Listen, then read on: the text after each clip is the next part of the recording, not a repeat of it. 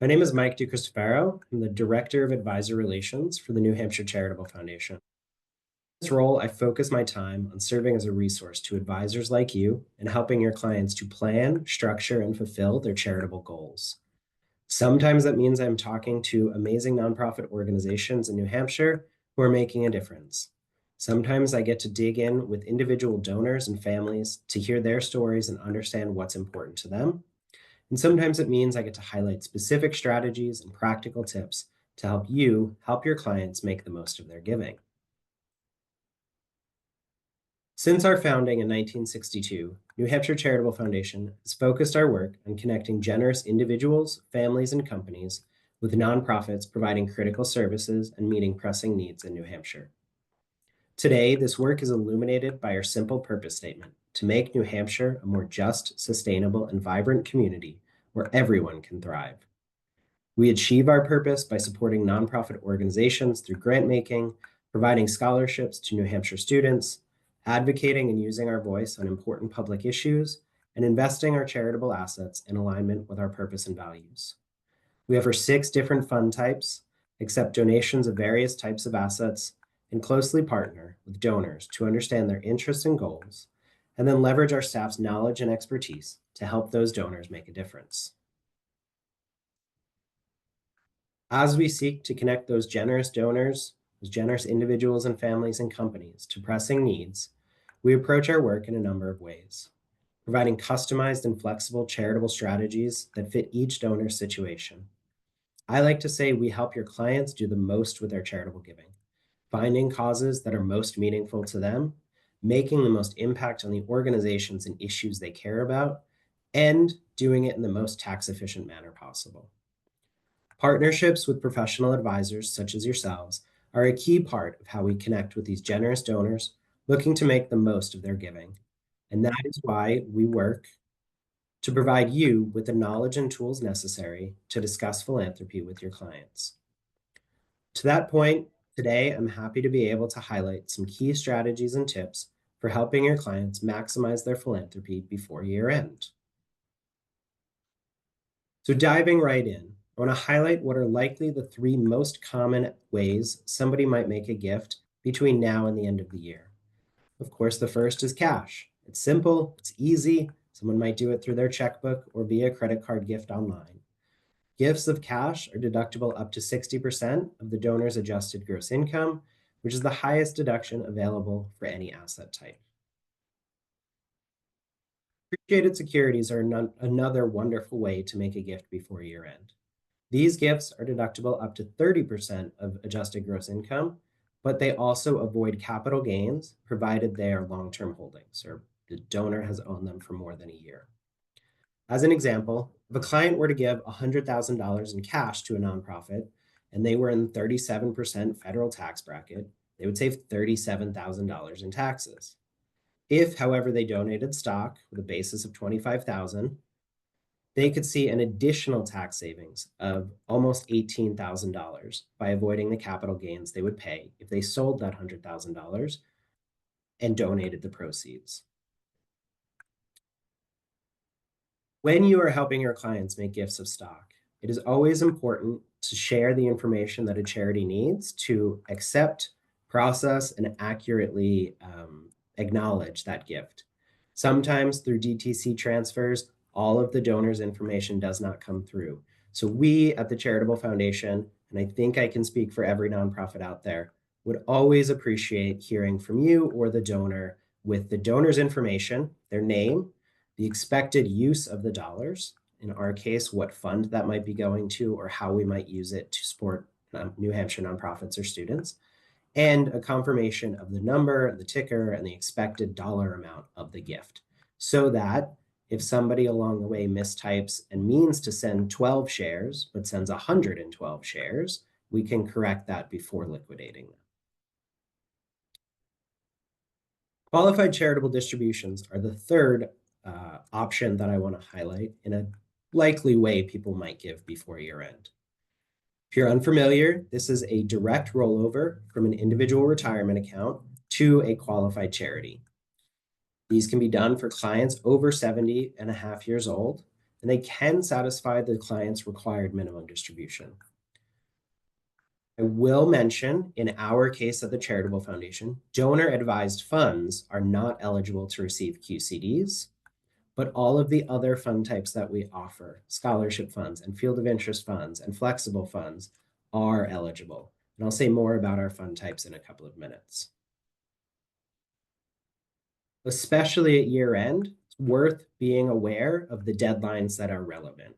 So for a gift to count in the 2024 tax year, cash gifts need to be received in the foundation's office or in any nonprofit's office or postmarked by December 31st. Appreciated securities also need to be received by the charity by the close of business on December 31st. So that might mean the close of your business at your financial firm, the close of markets, or the close of our business at the Charitable Foundation. Whichever is earliest is the best way to approach it, or the best deadline to take. To aid in the processing timelines necessary, we at the foundation would recommend that any gifts of stock be initiated as soon as possible, certainly by Monday, December 16th, to give time for it to be received and settled before year end, especially with holidays falling in the middle of those days. If a client is considering gifting mutual funds or ETFs or other assets, certainly should be initiated as soon as possible. Gifts of mutual funds, as one example, may take up to 6 weeks. Not always, and sometimes they are much quicker than that, but they may take up to 6 weeks. So the sooner we start gifts of this type, the better. Qualified charitable distributions. The gift must be completed by December 31st. Slightly different than the two above, where it needs to be received or postmarked, because when it is coming from an IRA, the funds actually must be withdrawn from the IRA by December 31st for it to count in 2024, in the 2024 tax year. Some financial institutions provide their clients with an IRA checkbook. This, most notably, is different than a typical checkbook from your checking account. Again, this check actually needs to be received by the charity and cashed before 12/31, not postmarked by 12/31. So really, the name of the game here is the sooner the better on all year-end giving. However, I know and understand that we can't always control the exact timing of some of these things. So as soon as possible is always best, and the specific that are relevant outlined here.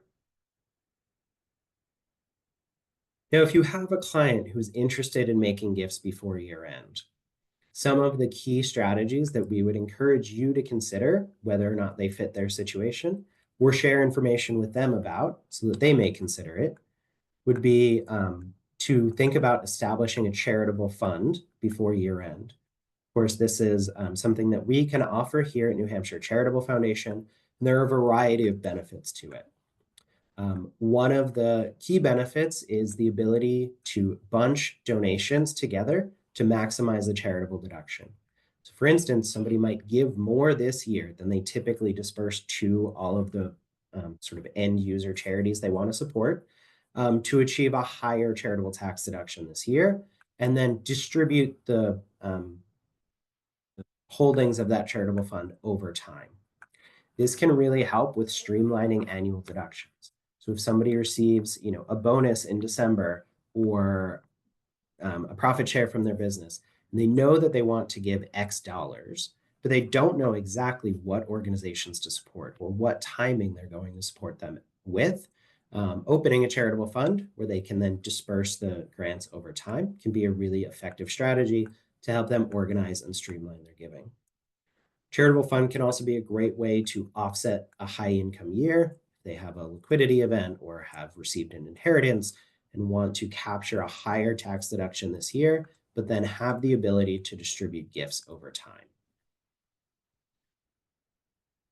Certainly, as you could guess from the previous slide talking about securities, gifting highly appreciated stocks can be a great tool to maximize benefit, but also a great tool to rebalance or diversify a portfolio.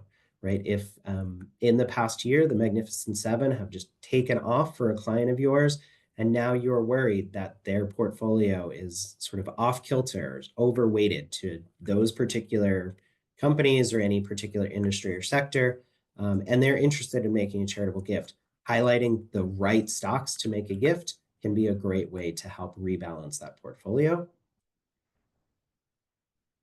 And if a client is interested in making a cash gift, doing so in 2024 or 2025 can be a great way, again, to maximize the deduction. As it's currently written, gifts of cash are deductible up to 60% of adjusted gross income. When the Tax Cuts and Jobs Act sunsets at the end of 2025, that number will be reduced to only 50% of AGI. Of course, barring any other changes or legislation to federal law. If opening a fund seems like a viable option for your client and they are looking to bunch together and maximize their deduction this year, or need some help streamlining and organizing their charitable giving, these are the types of charitable funds that the foundation offers. The donor advised fund is our most frequently open fund, where a donor can remain involved and make recommendations year over year on what organizations are to receive support, how much they receive, and the timing of those grants. Scholarship Fund is exactly what you might expect, focused on helping students in New Hampshire get the education they need. And a donor can give specific guidelines on the type of student, the field of study, or the sending town that they may have grown up in, of who would be eligible for that scholarship.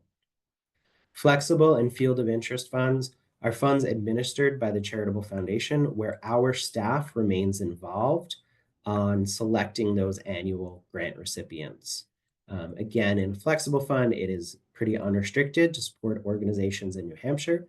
And a field of interest fund, the donor can give specific guidelines on how it's to be used. And if a donor or client has specific nonprofits in mind that they're interested in supporting, a designated fund allows them to designate a named organization to receive annual grants for a period of years or in perpetuity. Now, if you're thinking, yes, this is wonderful information, I have a number of clients I should talk to about these items. I also thought it would be helpful to share a couple of tips on how you might go about doing that. First and foremost is to ask open-ended questions. Inviting your clients to talk about what matters to them, the organizations they've supported in the past, how they want to make a difference is a very different conversation than simply asking them, do you want to leave any money to charity? And inviting their input by asking open-ended questions can really help spark that conversation. Also, absolutely worth reviewing your client's past giving. If you know that they've given in the past, whether at year end or other times of the year, and whether the assets I'd mentioned above or any other type of gift, I think it's worth reviewing that, understanding that charitable giving is obviously something that exists in their world, and they might be interested in doing more of it. And if that's the case, being prepared for your year-end conversations with suggestions on what might be a most appropriate or beneficial gift to them. So it's again, looking at their portfolio in advance and understanding where they have highly appreciated securities or have really large gains, thinking about their tax situation and structuring a gift accordingly to help them benefit from that. We know again and again from the donors that we work with that they're giving because of a charitable inclination, because of a desire to do, to be helpful and to make a difference. But certainly if we can do that in the most tax efficient way possible, it's worth doing it in that way. Also suggest that for anybody over the age of 70 and a half, you are considering a qualified charitable distribution, especially if they have a required minimum distribution that they haven't yet taken this year as a withdrawal. Some suggested questions, going back to that point of ask open-ended questions. These are some sort of questions that we refer to frequently at the Charitable Foundation as ways to bring this up in conversation.